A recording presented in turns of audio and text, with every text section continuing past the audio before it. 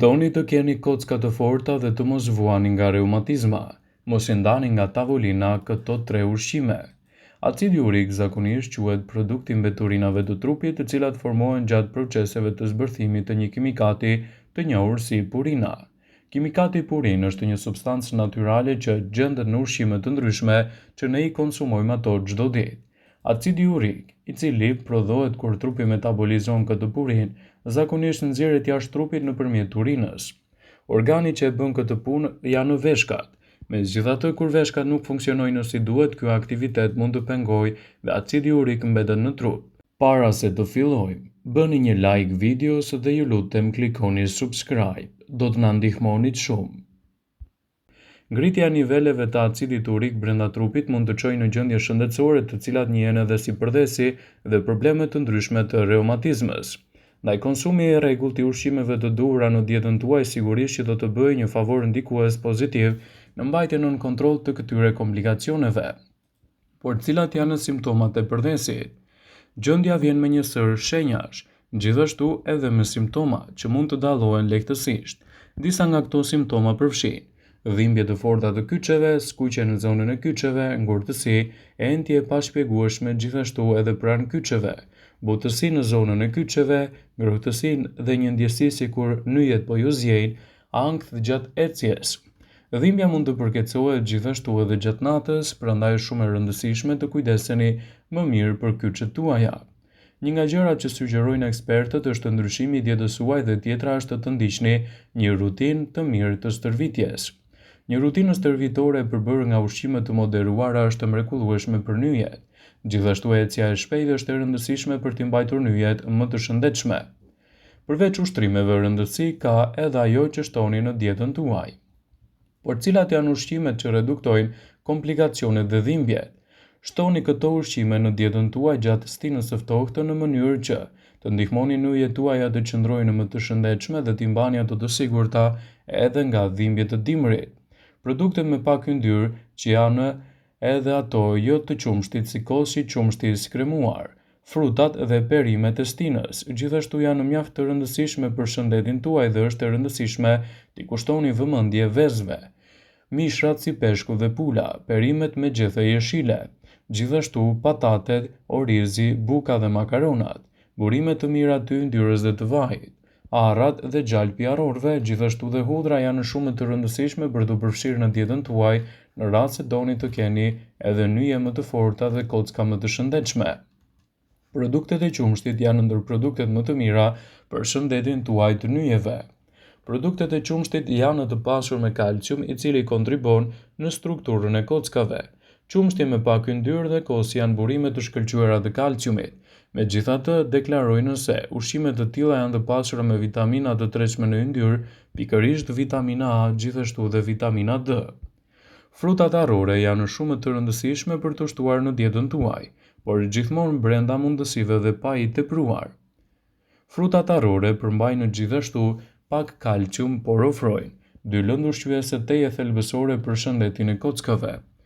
Praktikisht magnezin, gjithashtu edhe fosforin. Magnezi ju ndihmon të thithni dhe të mbani kockat tuaja më të forta. Fosfori është element i kyç i kockave, se afërsisht 85% e fosforit në organizëm mund të gjendet në kocka dhe në dhëmbë.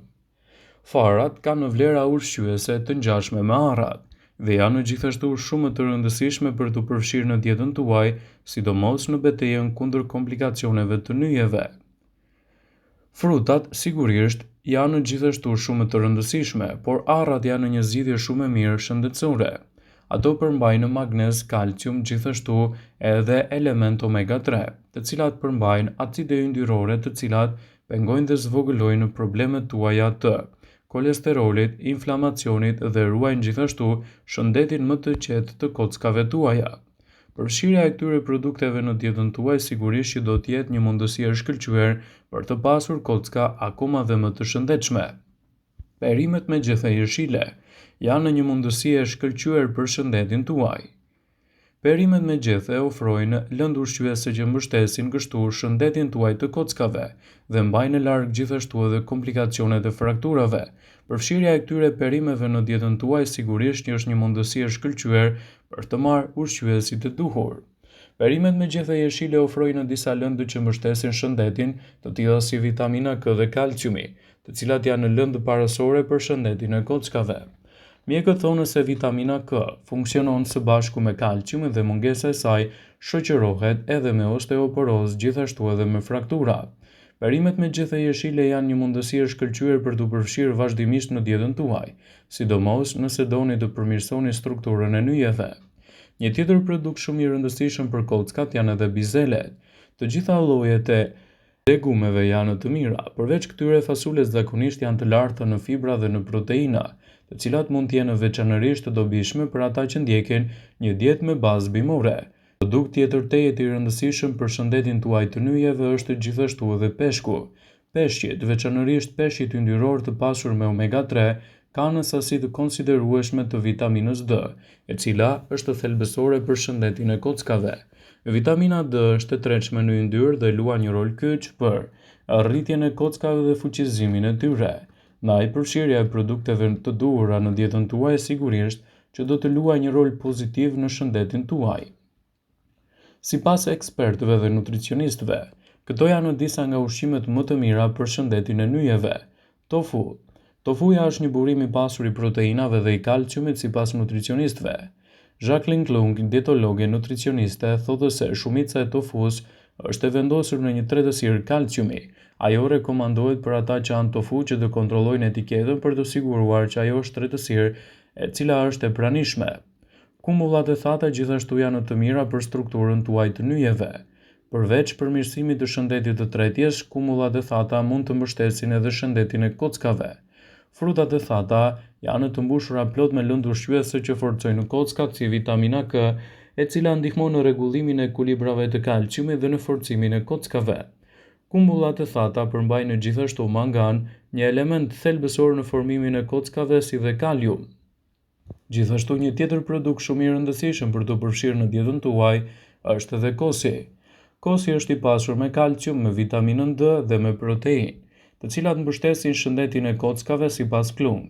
Për më shumë kalcium, ekspertja këshillon zgjedhjen e kosit të rregullt në vend të kosit të marketit, pasi ai përmban pothuajse gjysmën e vlerave të duhura ditore.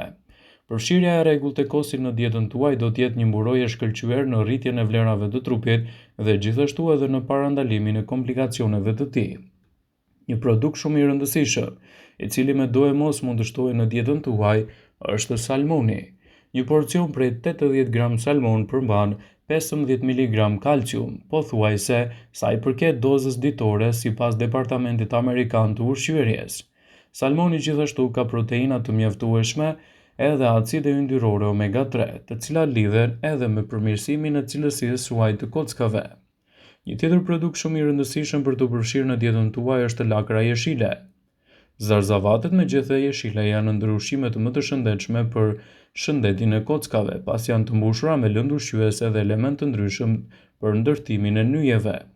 Lakra jeshile është një alternativë e mirë për këtë kategori, thot Klung, pasi është natyrshëm me ulët oksalate me kimikate që mund të ndryjnë në thithjen e kalciumit.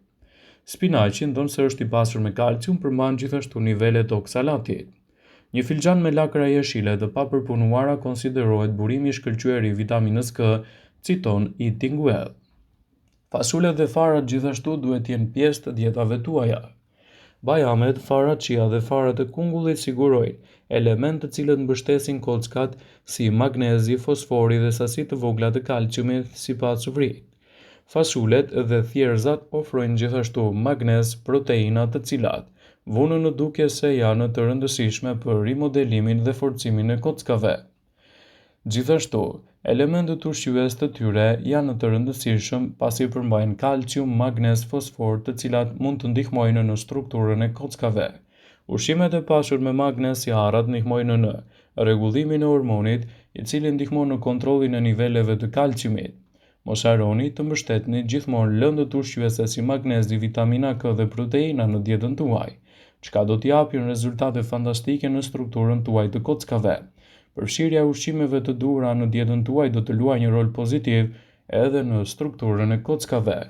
Vëmendje, ju bëjmë me dije se informacionet në këtë video kanë për qëllim që të plotësojnë, Të mos zëvendësojnë në këshillat e mjekut tuaj ose të ofruesit të kujdesit tuaj shëndetësor, dhe nuk kanë për qëllim që të mbulojnë të gjitha përdorimet e mundshme, masat paraprake, ndërveprimet ose dhe efektet e tyre negative për shëndetin tuaj.